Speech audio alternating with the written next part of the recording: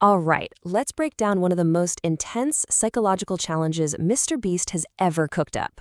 What looks like a simple survival test is actually a fascinating social experiment. It's all about pitting two total strangers against each other, and really against themselves, for a prize that could change their lives forever. So here's the core question. Could you do it? Could you actually survive for 30 days on a tiny platform just dangling 100 feet up in the air? There's literally nowhere to go, no relief, just you, a stranger, and whatever the weather throws at you. And what's the reward for putting yourself through a solid month of this? $250,000.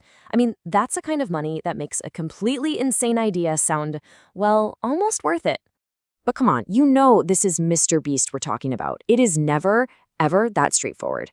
There's a huge catch, and it's designed to transform this whole thing from a test of endurance into a high-stakes mind game. Okay, let's get into the setup. The experiment starts with two contestants who weren't chosen because they'd get along. No, they were chosen specifically for their clashing personalities. It's a deliberate move to create friction from the get-go. And you can see the dynamic right away. We've got Alison, a super pragmatic demolition worker, and then there's Angus, an emotional reality TV star. As the video puts it, they are total polar opposites. And that clash, it's going to define the entire first half of this thing. And here it is, the big twist that makes this whole thing tick. This is not a team game. Not at all. If one person quits or gets eliminated, the other one gets the entire $250,000. All of a sudden, your partner isn't your friend. They're the only thing standing between you and the money. So with a setup that volatile, how long could it possibly last?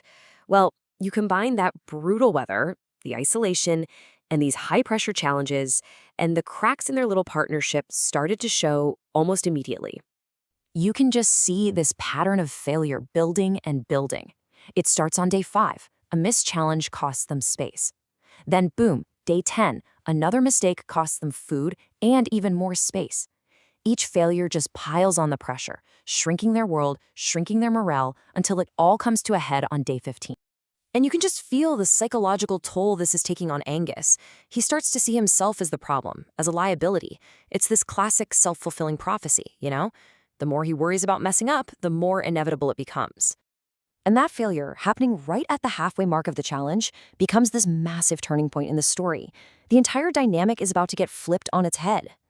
So in one last shot at redemption, Angus volunteers for the super risky balance beam challenge. But he loses his balance, and he falls. And just like that, his part of the story is over. The partnership is officially dissolved. With Angus gone, the social experiment part of this is over. The challenge completely transforms. Now it's a pure solo test of mental and physical grit for Alison. So now we're in a whole new phase. Alison's journey completely alone. The threat of her partner messing up is gone, sure, but it's replaced by a whole new set of enemies, just crushing mind-numbing boredom and isolation. And the change hits her immediately. It's wild, right? The person who was her main rival was also the only other human being she had. His absence makes the last 15 days so much harder, but in a completely different way.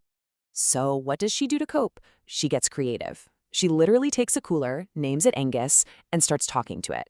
It's a really funny moment, but it also says something pretty deep about our need for connection, especially when we're totally isolated. And just to make things even more stressful, they introduce a new challenge. Every single day, Alison has to shoot a rising balloon with a bow and arrow. If she misses, they take away another piece of her floor, making her tiny world even smaller. And her performance here tells the whole story of her mental state. She starts off strong, but as the days drag on, as the stress and solitude really start to wear her down, the failures start to pile up. Every miss is another piece of her world gone. Which brings us to the final day. The finish line is literally in sight. And that's when MrBeast shows up with one last absolutely shocking offer, the ultimate test. Here's the deal, a chance to double her money to $500,000. The catch? She has to walk across the exact same balance beam that took Angus out of the game. So her entire 30-day ordeal comes down to this one choice. Option A is the smart play, take the guaranteed life-changing money, no risk. Option B, well, that's the ego play. risk it all for the chance to win double and to prove she could do what Angus couldn't. And you can just hear the battle raging in her head. Her ego is screaming, "I can do this!" But the logical part of her brain knows that if she falls, she loses everything she just worked so hard for. And after what seems like an eternity, she makes the call. She chooses pragmatism over ego. She turns down the risk and locks in her $250,000 prize. But then, the most incredible thing happens. After she's made her choice, they let her try the beam anyway, just to see what would have happened.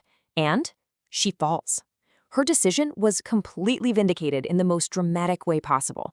Her final words just leave you with this huge question. When it really counts, are you strong enough to tell your own ego to take a back seat?